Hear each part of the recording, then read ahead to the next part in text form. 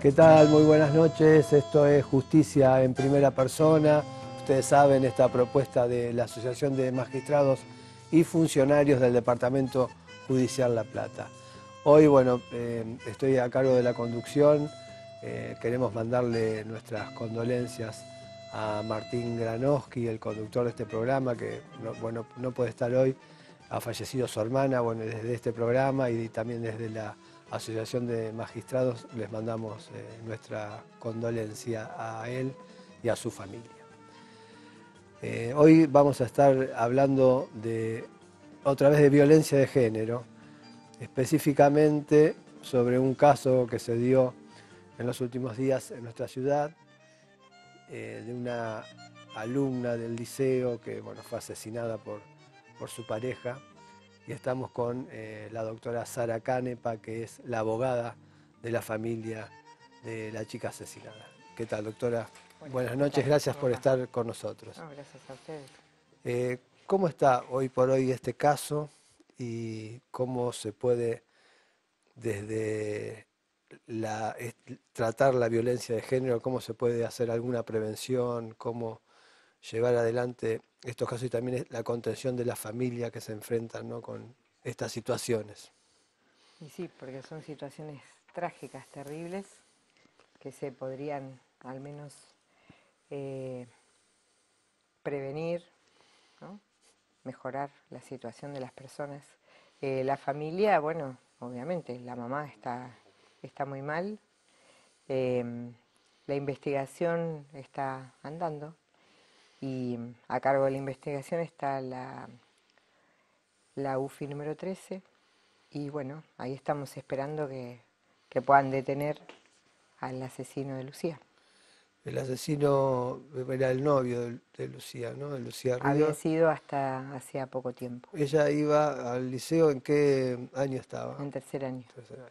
Sí. Hubo una marcha impresionante, ¿qué fue ayer o antes de ayer? El viernes se hicieron distintos talleres y actividades en el colegio y el lunes El se lunes. organizó una marcha y que salió desde el liceo y sí, fue muy buena la participación y muy buena eh, para las alumnas y los alumnos y la comunidad educativa, ¿no?, de la escuela. También concurrieron de otras escuelas secundarias y de otras organizaciones. Así que sí, eso está bueno. Pero bueno, es desgraciada la oportunidad porque sale como un disparador de una tragedia, ¿no? Que obviamente afecta a todos, porque la muerte de un adolescente es algo que a todos nos conmueve. Seguro, y se está dando también un incremento, ¿no?, en casos de muerte de mujeres y por hechos precisos de violencia de género. Hemos dado en este programa unas estadísticas que han dado cuenta, ¿no?, de ese incremento notorio en los últimos años.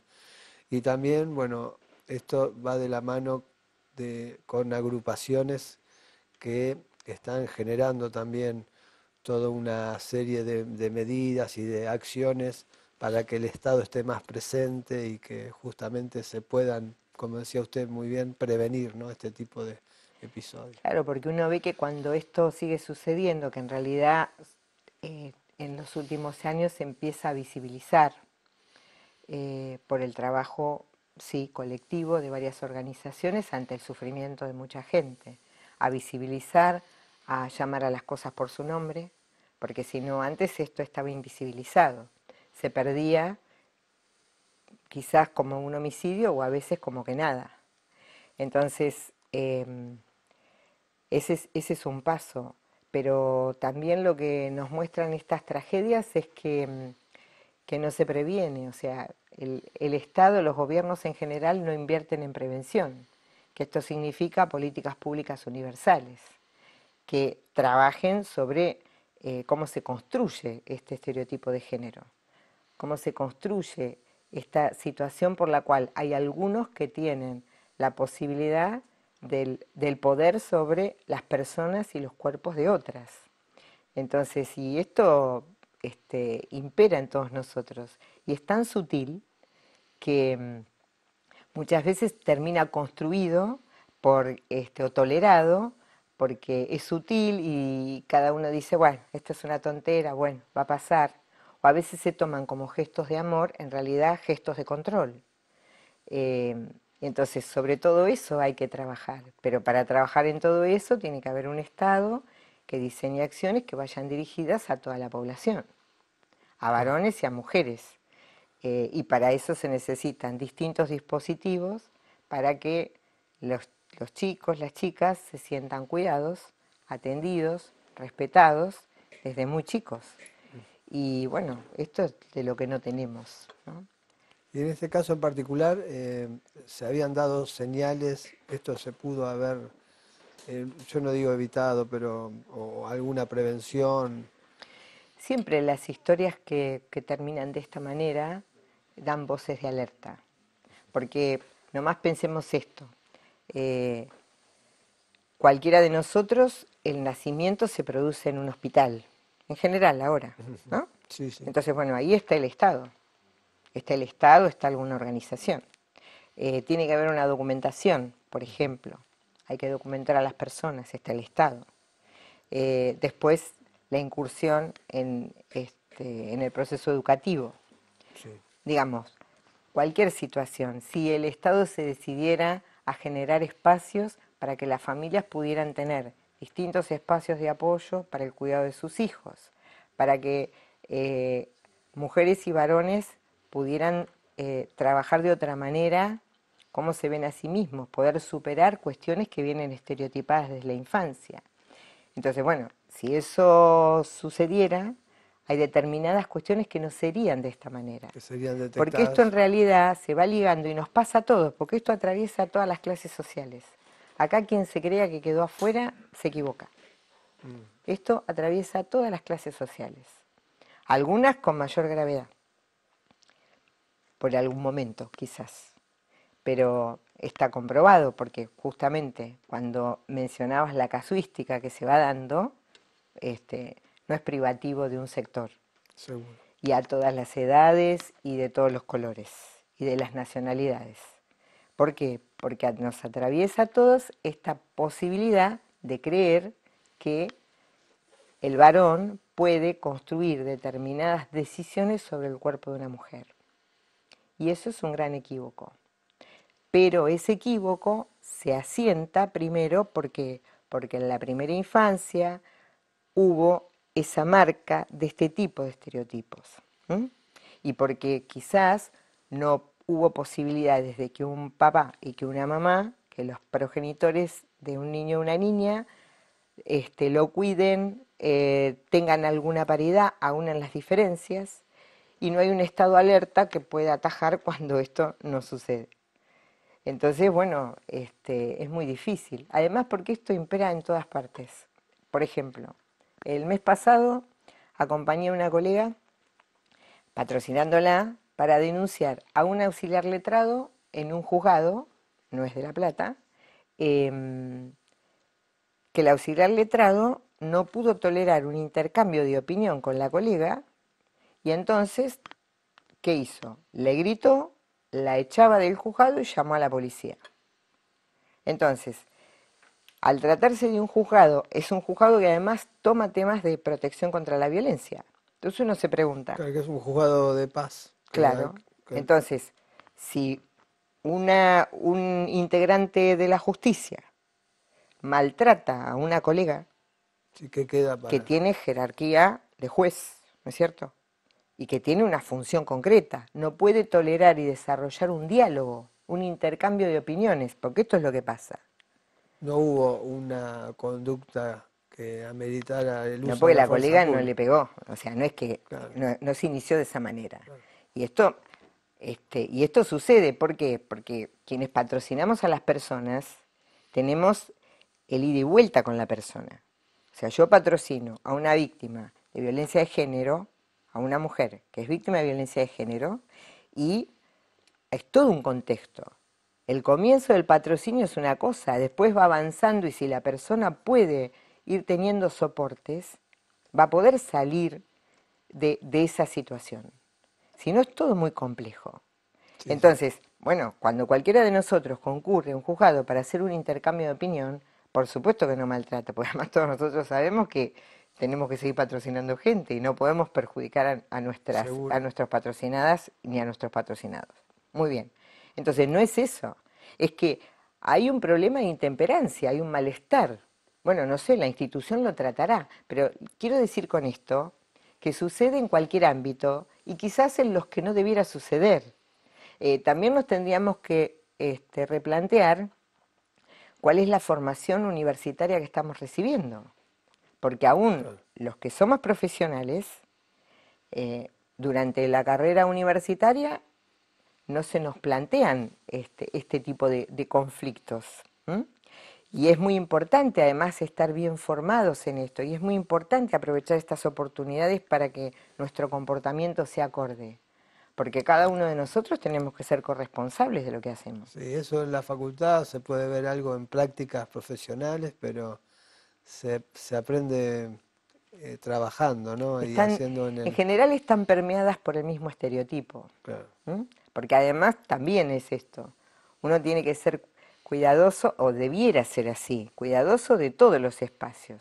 Desde, desde que una persona nace en cuanto a tener esta construcción de subjetividad.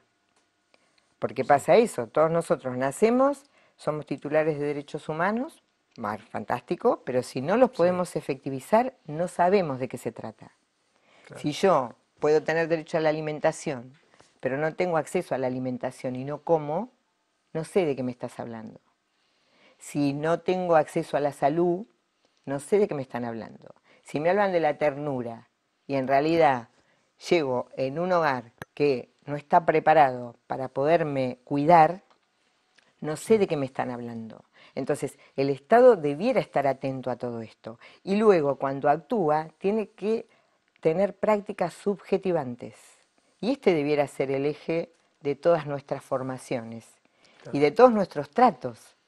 Entonces, bueno, frente a esto nosotros tenemos que lidiar contra la mediocridad, contra los prejuicios, los estereotipos, determinadas cuestiones que por ahí se nos pasan por alto porque son sutiles algunas, o ya estamos tan acostumbrados que ni las escuchamos.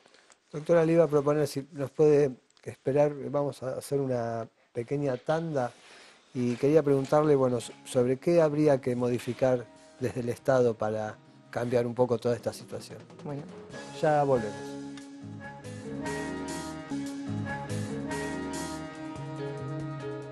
Muy bien, seguimos en Justicia en Primera Persona, segundo bloque. Estamos con la doctora Sara Canepa, ella es abogada de la familia de Lucía Ríos. Y estábamos hablando, ¿no?, del tema general de la violencia de género y la pregunta que había quedado pendiente es ¿qué es lo que hace falta desde el Estado para brindar más protección? ¿Qué hay que modificar? desde el Estado lo que debieran hacer los gobiernos es cumplir con la Constitución. Esto parece que fuera una frase, pero no es así. Los gobiernos tienen obligación de cumplir con los tratados que suscriben.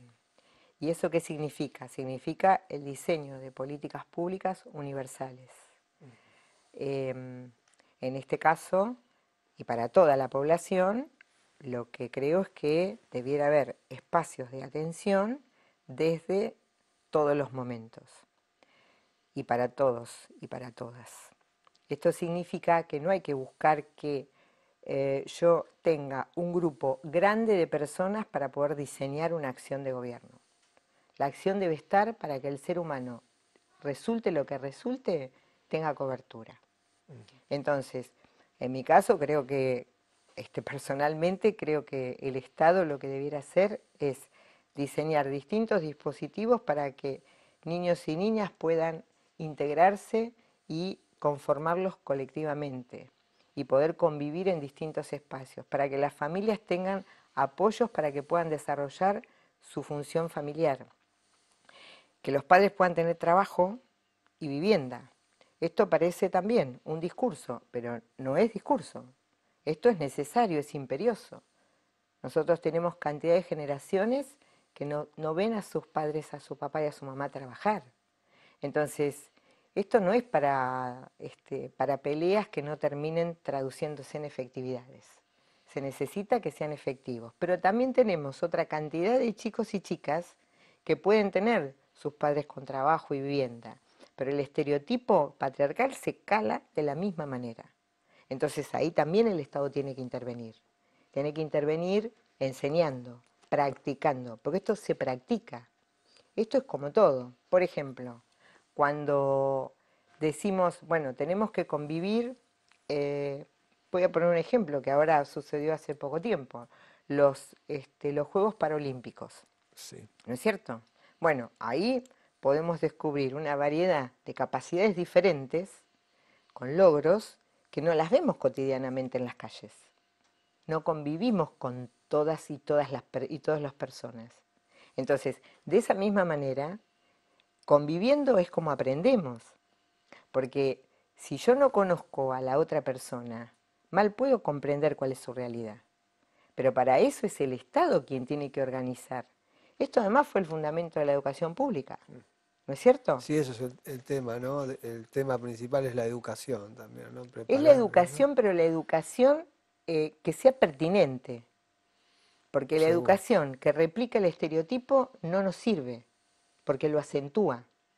Por eso es tan serio el problema, porque estamos todas permeadas y todos permeados por esta modalidad. Entonces, por este molde. Cada uno con posibilidades diferentes. ¿M? Quien Este, esté en peores condiciones, como pasa en la vida, puede estar en peores condiciones económicas y puede estar en peores condiciones mentales de comprensión. Por eso atraviesa todas las clases sociales. es un tema muy complejo y que lleva bueno, muchas aristas y tendría que ser abordado desde muchas disciplinas, ¿no? También. Le decía, porque por ahí no basta, muchas veces desde el Estado se generan algunas soluciones mágicas o en estos espasmos que tienen los gobernantes a la hora de conseguir votos, como por ejemplo reformar una ley o introducir, como se hizo ahora, la violencia de género como un agravante en distintos casos penales, ¿no? Eh, Eso no es suficiente, no hay un tratamiento complejo del tema. Se trata desde un aspecto y uno ve que cuando llegan los casos a juicio y se trata de aplicar la ley, bueno, se aplica, pero que se ve toda una historia de vida que se ventila en el juicio donde falló todo, ¿no? Y se llega a esa última Falló instancia. todo y falló la práctica, porque las leyes están. El tema es quién las practica. Claro, Porque así como yo puedo ser titular en un derecho, pero si no lo practico no lo conozco, seguro. también puedo tener todo escrito, como de hecho hay cantidad de protocolos escritos de cómo se debe actuar, Sí, o lo deseable para, o como dije al comienzo, un Estado firma tratados, dice me comprometo a garantizar esto, a cumplir con las convenciones y sin embargo no las cumple y da lo mismo. Entonces, y los sistemas no se controlan. Entonces, cuando no se controla el cumplimiento, bueno, esto avanza y se va reforzando, porque no solamente no se previno. Luego, cuando suceden las tragedias, las desgracias, estos terribles asesinatos eh, sí, u otros, digo, cuando sucede el hecho grave, tampoco hay una atención prevista. sí. Uno eso lo ve casi a diario en el fuero penal. A mí me ha tocado cubrir juicios orales, por ejemplo, una mujer que fue víctima de una tentativa de homicidio Mm. y llega al juicio y es la testigo principal y en el juicio lo perdona al atacante porque lo siguió visitando en la cárcel, y se nota claramente que está declarando coaccionada bajo amenazas. Y a veces se tiene que ir por una absolución porque se perdió la prueba principal. Y ahí es donde fracasó todo el sistema. Esa mujer no tuvo el debido apoyo durante todo este proceso para llegar bien al juicio oral, ¿no?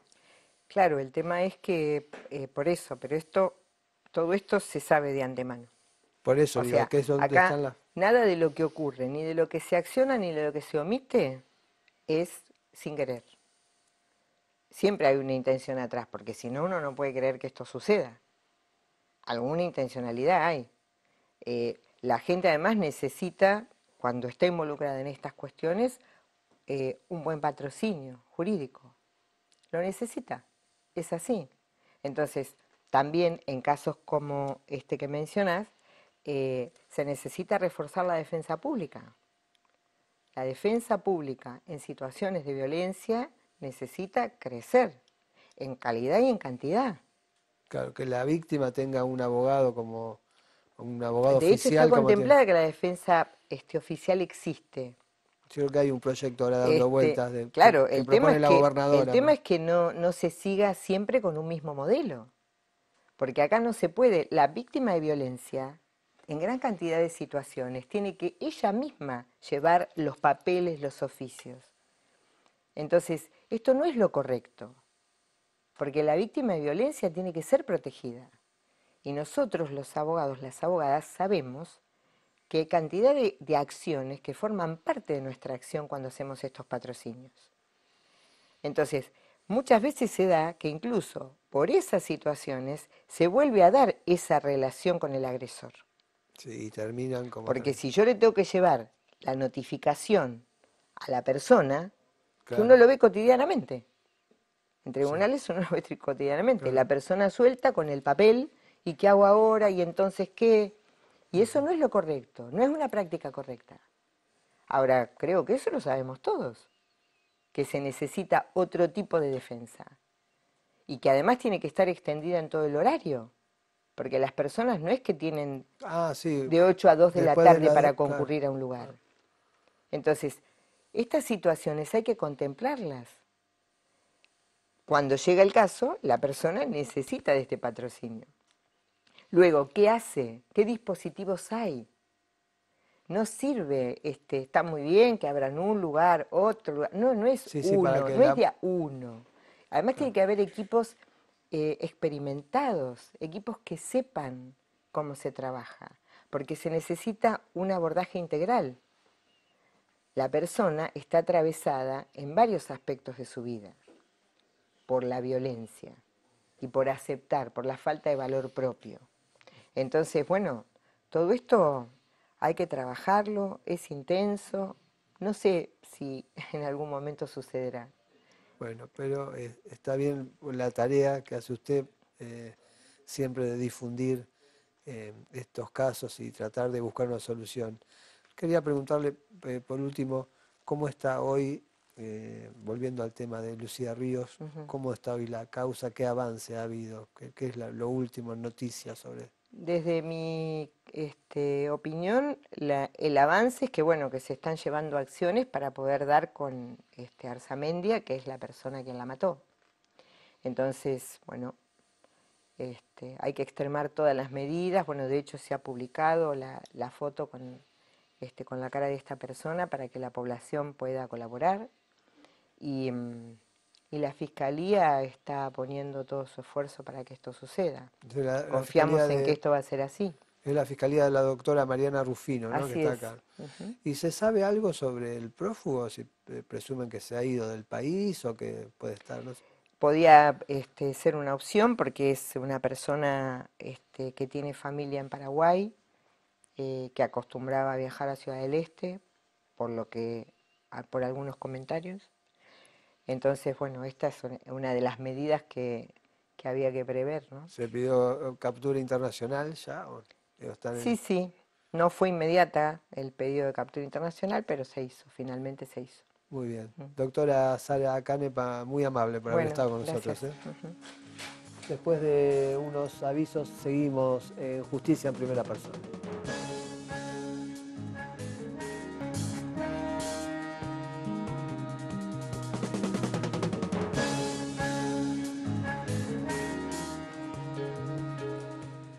Muy bien, tercer bloque de Justicia en Primera Persona. Estamos con el doctor Roberto Daú.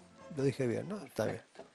Él fue hasta el 10 de diciembre del año pasado funcionario municipal en un área de defensa del consumidor. del Así es. consumidor.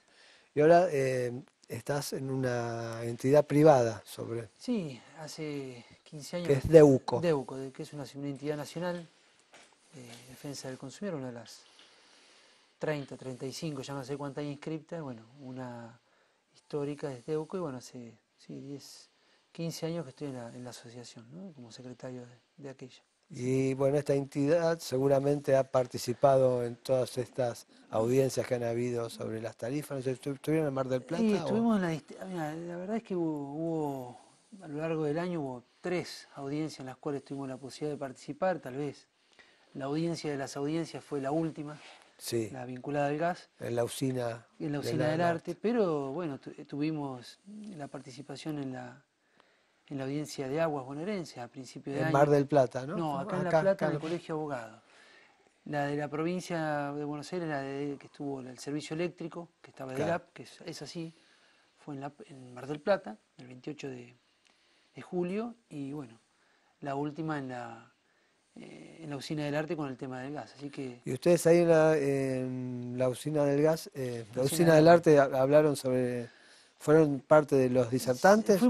Sí, en realidad estuvimos dentro de los 300 y pico que había, estábamos, digamos, había 3.000 inscriptos, bueno, quedaron 379 creo que eran, fue un evento largo, la verdad, de 3 jornadas muy, muy extensas, y lo que más rescatamos fue la audiencia en sí misma, ¿no? Más allá del cuestionamiento que se hizo alrededor y inclusive de la falta de información, y todo, pero fue una de las audiencias, digamos, en esta cantidad de años que uno cuenta que viene trabajando, fue una audiencia muy importante por la participación que hubo dentro de la audiencia y por la participación también de las organizaciones sociales que hubo fuera de la audiencia. La verdad que fue una audiencia que tuvo una gran concurrencia, Sí, ¿no? sí, para muchos pareció que era la primera gran audiencia que se hizo sobre ese tema, Y bueno, es porque que tuvo una gran difusión y em, fue también en un momento crucial, ¿no? Con las tarifas, con este aumento tan importante que se había aplicado, que bueno, en un momento fue detenido por fallos judiciales, interviene la Corte, ordena hacer esta audiencia sí, yo y creo que hubo bueno, eso generó toda esta gran difusión, claro, ¿no? creo que lo interesante de esta audiencia fue bueno, la participación dentro del recinto, fuera del recinto, en las redes sociales, en los medios. Creo que inclusive los mismos que impugnamos o impugnaron la audiencia por la falta de información tuvimos A usted, la postura de usted fue esa, la y de nosotros en impugnar. realidad no tuvimos una impugnación judicial, lo que sí hicimos fue digamos, desconocer de alguna manera la información que teníamos porque faltaban elementos como cómo se llegó a conformar el precio finalmente del gas. Habíamos tenido una semana antes la reunión con el ministro Aranguren, en la cual participamos las asociaciones, también le planteamos la falta de información, a lo cual él nos argumentó que esa información tenía que venir de parte de las productoras de gas, pero no del Estado, con lo cual a nosotros nos parecía nos parece no, estamos convencidos que esa información debe estar en el expediente de la audiencia y nosotros tenemos que tomar vista y conocimiento de eso y en todo caso aprobar o desaprobar, impugnar o no ese aumento. Bueno, esa información nunca estuvo, ¿no? El precio del gas en la boca de En pozo, Boca ¿no? de En Pozo, boca de que pozo, parecía es que el gas todos sabemos, que todos ¿viste? sabemos. Pero Ahora bueno, era un nos tema que convertimos todos en expertos un experto. de las 3 etapas, ¿no? La boca de pozo, Sí, el traslado, el transporte y la sí, distribución. nosotros Lo- como entidad de usuario igual siempre lo vemos, tratamos de no llegar a ese tecnicismo, sí ver en definitiva la incidencia que tuvo, que tiene y que va a tener el aumento en el bolsillo del usuario, del consumidor y de la familia, ¿no? Nosotros hicimos, para la audiencia del 28 de julio en Mar del Plata, hicimos un trabajo con un instituto en el cual tomamos sobre todo los servicios públicos domiciliarios y la incidencia que tuvo hace 2 años atrás esa canasta de servicios públicos en un trabajador promedio, un asalariado o un empleado público promedio, y la que tiene ahora. Reflejaba antes, no alcanzaba uno para tener esos 3 servicios domiciliarios, necesitaba entre un 8 y un 10% de su sueldo, hoy te necesita entre un 18 y un 20%.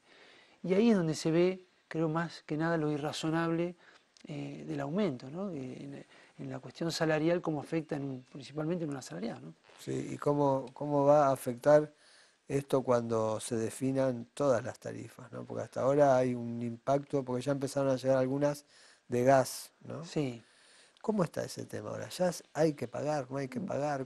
Sí, la primera pregunta que nos hacíamos muchas veces cuando íbamos a distintos charlas, jornadas, conversaciones con los vecinos fue, nosotros preguntamos, bueno, si la pueden pagar, porque la verdad es que la primera pregunta era si se puede pagar y muchos lugares se veían muy afectados para poder pagarla. Luego, el poder pagar o no, digamos, el deber, si se tiene que pagar o no, la verdad es que hoy están, digamos, luego de transcurridas las audiencias públicas, en principio hay una imposición, por lo menos Legal. legal, del aumento. Lo que ahora nos toca es analizar nuevamente la razonabilidad o no del aumento, que a la luz del fallo, creo, tan trascendente del CEPIS con el Poder Ejecutivo Nacional, yo creo que la progresividad que señala la Corte en ese fallo creo que no está dada. Si un 203, un 200 y pico por ciento de aumento,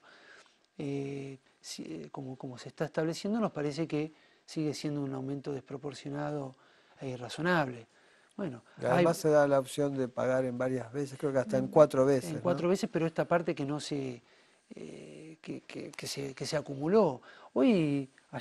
Sí, que igual Ayer, hay que pagar, hay porque que eso de pagar, las sí. 4 veces. Ayer tuvimos el fallo del juez federal en Córdoba con el tema Sí, de las pymes, que eso también era muy preocupante porque ese precio, esa tarifa, no había entrado en la audiencia pública, como tampoco había entrado el tema del GNC, que hay 1.800.000 usuarios en el país de GNC, que es un combustible social, así estaba catalogado, y de un día para otro pasó a ser un combustible más del otro. Bueno, creo que todo eso era para discutir en la audiencia pública, dentro de los parámetros y de lo que es una audiencia pública, ¿no? Y después analizar la razonabilidad o no, finalmente, del aumento. Bueno, el amparo, perdón, la presentación de estos días o la resolución del juez federal de Córdoba, creo que también va en ese sentido, en y el eso va también que seguir el derrotero de las otras, va a tener que intervenir la Corte y va a también tener después. que intervenir la Corte. Yo creo que igualmente con el fallo de Abarca con el tema de la luz, del servicio eléctrico, que es también que volvió todo a primera instancia, creo que lo que nos señala es que todavía este tema no está resuelto. Y todavía tenemos varios meses, me parece, para que se resuelva desde el punto de vista judicial. Todo eso acompañado por distintas expresiones populares o expresiones sociales respecto de la oposición al aumento. Creo que todavía no está resuelto y creo que todavía hay mucho para cortar con esto, ¿no? Y esto es un gran problema, ¿no? Porque ¿qué va a suceder si no se define, se demoran los pagos? Las empresas, ¿cómo van a hacer para seguir suministrando la materia prima, la distribución? Bueno, yo creo que hasta aquí, después de tantos años digamos, por lo menos de lentificación, para decirlo de alguna manera, Sí, de los cuadros tarifarios, ¿no? De la recomposición de los cuadros tarifarios, ninguna empresa se ha ido, ninguna empresa ha dejado el servicio. Creo que no han dejado de tener seguramente la tasa de rentabilidad que tenían. Bueno, creo que todo eso se debe discutir. Nosotros lo que planteamos en la audiencia principalmente fue que acá hubo un gran ausente en todo este proceso. Estamos hablando de principio de año cuando nos sorprendió el aumento, porque la verdad que nos sorprendió, no pensábamos que era tan importante, lo analizamos y no, esto no puede ser, tiene que haber un error y no, efectivamente era un aumento muy importante. Y pasamos de juntar firmas, se pasó a las presentaciones administrativas, judiciales, individuales, colectivas, se llega al fallo, habló el gobierno, hablaron los usuarios y nunca estuvo la empresa. La empresa estuvo poco presente, es decir, las empresas de servicios públicos en otras instancias veíamos caras visibles, presentaciones de ellos, recorría por los medios, bueno, no estuvieron, no nos explicaron cómo van a invertir, qué van a hacer con el claro. 20% de excluidos, por ejemplo, en La Plata y en la Gran Plata con el servicio eléctrico para incorporarlos, qué van a, digamos, cómo hicieron las inversiones anteriores, cómo las van a hacer ahora, bueno, cuál es la tasa de rentabilidad que tienen, porque en definitiva tenemos el derecho de saberlo. Bueno, toda esa explicación Sí, sí, no para estuvo. regular la tarifa tienen Claro, que tener en cuenta todo, claro. es el gran ausente en esta discusión. Eh, y bueno, creo que frente a eso falta un actor fundamental para que nos explique, y en definitiva no es el problema puntual de los usuarios, nosotros queremos tener un servicio sustentable, pero también que sea sostenible para la familia. Si no es sostenible para la familia, si falta el usuario, el servicio público no es universal, ¿no? Doctor, le voy a proponer, si nos aguarda, vamos a hacer una pequeña tanda y seguimos hablando de este tema de defensa al consumidor.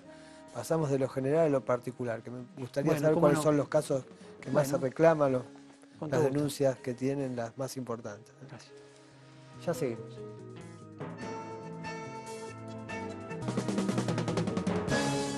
Seguimos en Justicia en Primera Persona, cuarto bloque, estamos con el doctor Roberto Daú, lo dije bien de nuevo, Perfecto.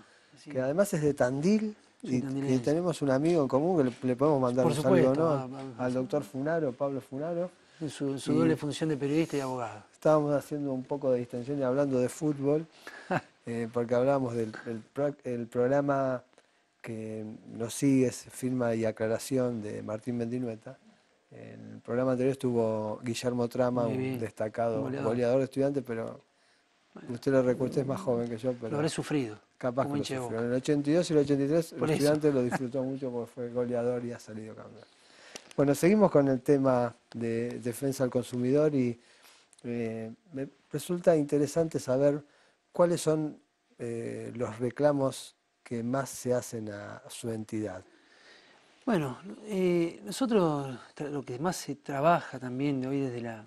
Sacando las tarifas, ¿no? Las No, tarifas no, ya por sé. supuesto, de las entidades de usuarios y consumidores, digamos, luego con la aparición de las oficinas de defensa del consumidor municipal, gran parte del trabajo individual se hace desde ahí. Nosotros, digamos, las principales denuncias que se hacen en los organismos nuestros siempre están sacando las tarifas, como bien decimos, que han sido la B de este año, tiene principalmente que ver con todo lo que tiene que ver con la telefonía móvil, con la telefonía fija en un momento, pero hay un punto que a nosotros siempre nos parece que, y tiene que ver que hay que explicar, hay que aclararlo, ¿no? La telefonía hoy creo que es parte casi de como una memoria anexa que uno tiene y que va permanentemente, digamos, el uso que tiene, la importancia que tiene, el consumo que No se tiene. puede separar, acá No, doy fe. a veces, bueno, a veces lo tenemos siempre presente. nosotros decíamos una vez que uno realiza cerca de 15 o 20 operaciones diarias con el teléfono, que son en definitiva operaciones de consumo, de la publicidad, del mandar un mensaje, hablar por teléfono. Bueno, eso significa un volumen tan importante que a veces, bueno, no sé si se ve reflejada en la cantidad de denuncias finalmente que tenemos, si tenemos en cuenta que todos tenemos un teléfono móvil. Pero hay temas que son digamos, que tienen denuncias muy importantes y a veces no tienen tanta prensa, yo digo, ¿no? Como lo que tiene que ver con las casas grandes de electrodomésticos. La casa grande de electrodomésticos, donde si bien tenemos denuncias por lo que son los artefactos, lo que tiene que ver con el producto en sí mismo, Por fallas del producto. Sí, lo que más complica es la parte financiera, que nosotros siempre, si detrás de cada compra de un electrodoméstico grande, cuando no hay una tarjeta bancaria atrás, hay todo un sistema, un servicio financiero que muchas veces prestan estas casas de electrodomésticos en los cuales hay usura. tienen intereses muy altos, Claro, vamos a decirlo. Y en ese tema... Y ahí están las letras chiquitas. Ahí están las letras chicas, donde muchas personas, muchos ciudadanos no tienen la posibilidad tal vez de acceder a un tipo de tarjeta con determinadas características bancarias, todo dice, accede a servicios financieros de otra índole, que si bien están reglamentados, legitimados, la verdad es que tienen intereses y cargos muy altos y que nosotros tratamos siempre de ponerle mucho el ojo en ese sentido. Bueno, de ahí todo lo que son las compras a crédito tienen una gran complejidad muchas veces para el usuario, sobre todo cuando, o el consumidor mejor dicho, cuando hay un retraso de eso. Y la recomendación es que hay que leer, tomarse el trabajo y lean todo lo que van a firmar. O asesorarse. Nosotros, cuando estuvimos, como bien explicaba, hasta el 10 de diciembre, nosotros tratábamos de promover un trabajo preventivo, haciendo un acercamiento con eso, más allá del control que hacíamos y las actuaciones de oficio que tratábamos de hacer con la complejidad que a veces trae eso. Sí tratábamos de tener un teléfono siempre abierto para asesorarse, que la persona pueda saber qué es lo que va a firmar en definitiva, que una vez que se firmó es muy complejo, más allá de las cláusulas abusivas que uno después pueda demandar, de la usura que pueda tener un contrato. Creemos que hay un tema de asesoramiento y de prevención que que bueno, siguiendo un poco con el bloque anterior, se requiere la presencia siempre del Estado también a favor de los sectores más vulnerables. Y creo que en ese esquema, aquellas personas que no pueden acceder a otra forma de comprar un producto, a veces ingresan a este tipo de planes que bueno, les trae generalmente un problema grande, ¿no? Sí. Y después, otro tema que bueno, a mí por lo menos me llama la atención es sobre esta invasión que hay en las redes de propagandas o de avisos, a veces particulares, ¿no? Particularmente dirigido con nombre y apellido, o que a uno le suena el celular y lo llaman de alguna casa de electrodomésticos, que han obtenido el teléfono y a cualquier hora le Bueno, tratan de imponer eso. sí, Eso, hay todo un sistema bueno, de venta, ¿no? Inclusive hay un registro para evitar que a uno lo llamen. Nosotros lo hicimos en el municipio, después se hizo provincialmente y después se hizo nacionalmente. Pero para que uno lo sí, excluyan de esa... para que lo escuchan. Pero hay un tema que me parece interesante y siempre alertar. Recuerdo lo personal, pero es una modalidad que tienen, por ejemplo, las ventas de, de alarmas. Es un detalle menor, Ajá. pero te llaman y te preguntan, buenas tardes, ¿qué tal? ¿Usted tiene alarma? Y uno, ¿qué le contesta? ¿Sí o no? Porque si le Claro, contesta que no, ¿a claro, quién le está contestando? claro, Porque claro. más allá que Sí, se sí, sí. presente. Bueno, yo creo que también, sin entrar en la paranoia, en la desconfianza, porque en definitiva puede serle útil a alguna persona también, igual que las compras por internet, lo que tiene que ver. Yo creo que siempre hay que tener alguna cautela y saber con quién se está, sobre todo, comunicando del otro lado. Pero que sí es cierto que hay una invasión, pareciese ser, a través de las redes, a través de los Del celulares, conseguir datos. a través del teléfono, sí, de las bases de datos y de lo que tiene que ver con tratar de captar consumidores. Nosotros, cualquier búsqueda que uno hace a través de un teléfono, hagamos la prueba, buscamos un electrodoméstico cualquiera y en los días sucesivos vamos a tener publicidades que nos van a Sí, entrar. sí, a uno lo Bueno, sí, sí, eso es, realmente es sí, una sí, práctica cada vez más habitual, que algunos pueden decir, bueno, en definitiva me sirve porque me llega la información que quiero, pero evidentemente uno se siente cada vez uno más siente observado y que ha sido controlado. espiado, que saben que uno buscó determinados... Son Ah, modalidades que, bueno, uno en realidad no le es cómodo saber que es como que cada paso que uno da en una red está siendo observado y te va a devolver las ofertas seguramente o las promociones que uno estaba buscando. Y le parece, eso es una, realmente uno lo siente como una invasión, pero es lo que está ocurriendo, ¿no? ¿y han recibido ustedes alguna denuncia o reclamos sobre este tipo de actividades? Sí, De- sobre todo nosotros tenemos y teníamos la denuncia de, sobre todo cuando hay una molestia permanente en lo que tiene que ver con las redes, perdón, con la telefonía fija, ¿no? Sí, Cuando, digamos, no hay horario a veces claro. o no hay modalidad, es decir, por ahí no es que uno llama una vez y bueno, mira, no me llames más, no, sigue insistiendo, es como que uno está en una base de datos, las tarjetas de crédito, el ofrecimiento de tarjetas de crédito es permanente a veces, ¿no? De levantar, ofrecerte, tener los seguros.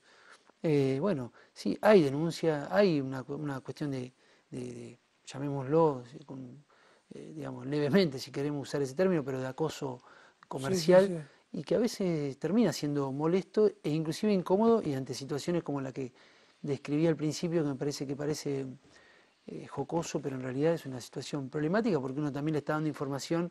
Además, del otro Seguro. lado, como decíamos una vez, bueno, bueno, ¿quién compra telefónicamente del otro lado? Si es una persona, es un niño, es una niña, es un mayor, es un adulto, ¿quién, inclusive con las claves dentro de los portales de internet, cuando uno, quién está comprando del otro lado, la compra es válida, no es válida, bueno, se plantea todo Sí, ese sí, tipo de siempre hay una situaciones incertidumbre hasta que no y se bueno, concretó por la supuesto que es compra. de prueba, pero Claro. bueno, hay denuncia y hay una preocupación muchas veces de muchos consumidores, de muchos usuarios, que a veces inclusive les llega compras que no han realizado o que no han aceptado.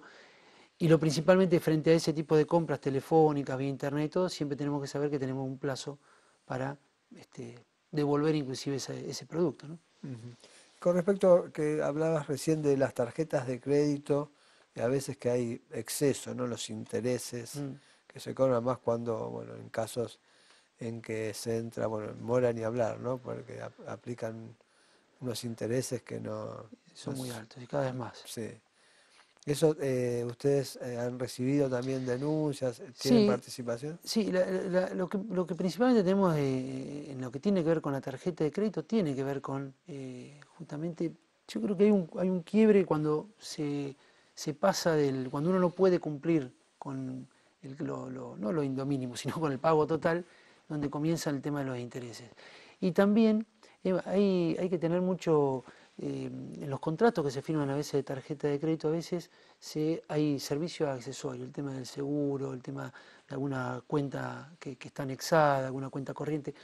Y Claro, que después, quedan como gastos fijos y claro, que incrementan a veces las sí, deudas. sí, o nosotros teníamos una tarjeta que era, bueno, de una casa de acá también local, en el cual se firmaba, tenía una forma de pliego el contrato, en donde uno parecía que firmaba determinado el contrato, pero el contrato con el pliego, Seguía. en realidad, y era toda parecía una complejidad, no parecía no, tenía una complejidad de lectura, no solo, tenía como las bases principales, 10 puntos principales, llenar los datos y Todo después, hecho a bueno, propósito, un engaño directo. a ver, era una modalidad Para que que había que la estar muy gente no atento. vea Cuando uno Claro. necesita una tarjeta y no la tiene, uno por ahí no anda en esta situación, pero hay mucha gente, hay una cuestión de necesidad muchas veces y que lleva a que una persona por ahí en su ligereza termine firmando ese tipo de contrato. Si es voluntario y está Claro. informado, bueno, creo que es correcto y capaz que no tendría otra posibilidad de tener otra tarjeta, otro servicio financiero o lo que sea. Lo que ocurre es que muchas veces se llega por una cuestión de ligereza y necesidad y que ahí es donde tenemos que intervenir. Ahí empiezan los abusos de los Sí, los abusos y que los desconocimientos también del usuario, decir, bueno, claro, o del consumidor, yo no sabía que esto estaba, nadie me lo claro, informó. y con, ¿Eh? esa forma de Sí. firmar los contratos, Bueno, ahora, por ejemplo, muchas tarjetas no mandan más los resúmenes no, en claro. papel. Es una opción que muchas veces tiene el contrato y uno no lo sabe. Bueno, uno lo tiene que exigir, lo puede exigir y aunque lo haya firmado, puede requerirlo después porque así lo establece también la ley, ¿no? Claro, pues sirve mucho para el control, porque uno tarjeta de crédito la paga a través del cajero automático Claro. o le llega un resumen por internet, pero no está el detalle o hay que hacer otra operación para pedir No, para el muchos es una detalle. comodidad, Claro, digo, tener todo vía web, pero para otras personas realmente lo tener el papel requieren. ahí, sí. Hay muchas personas que todavía no acceden, no tienen el acceso, sobre todo por I más grandes, donde de acceder a todo virtual. Bueno, me parece que ahí es donde uno también tiene que intervenir como organización, como Estado, Sí. para cubrir o proteger o defender los derechos de los Sí, sectores sí, que lo difundir requieren. y que toda la gente sepa. Otro día veía un reportaje que le hizo Fantino a Luis Novarecio y contaban, bueno, él es abogado y Sí, periodista, ¿no? claro. Y que uno de los trabajos que tuvo fue en una de estas tarjetas de Ah, crédito y que la tarea de él era hacerle firmar a la gente así, unos triste pliegos tarea. y que él sabía, no, pero que él le duró poco en el trabajo Claro, porque creo que lo escuché. a Sí. la gente le decía por debajo, lea todo, Claro, lea todo. está muy Bueno, bien, quedó bueno, un despedido, defensor. pero un defensor. Sí, Tendríamos sí, que hacerlo todo. teníamos que Bueno, hacer. es así. Creo que nos están poniendo la música que indica que ha llegado el Bueno, final del muchas programa. No sé gracias. si vos la escuchás la música o Yo yo la la escucho de fondo muy lindo. escucho. Así que bueno, le agradecemos mucho, Muchas doctor, su gracias a usted. presencia. Bueno, nosotros nos reencontramos el miércoles que viene a las 22 aquí en Justicia en Primera Persona y mañana a la mañana a partir de las 9 estamos en La Redonda en la 100.3 con Justicia en Primera. Voy a estar acompañado del doctor Víctor Violini, el presidente de la Asociación de Magistrados. Nos vemos, hasta la próxima.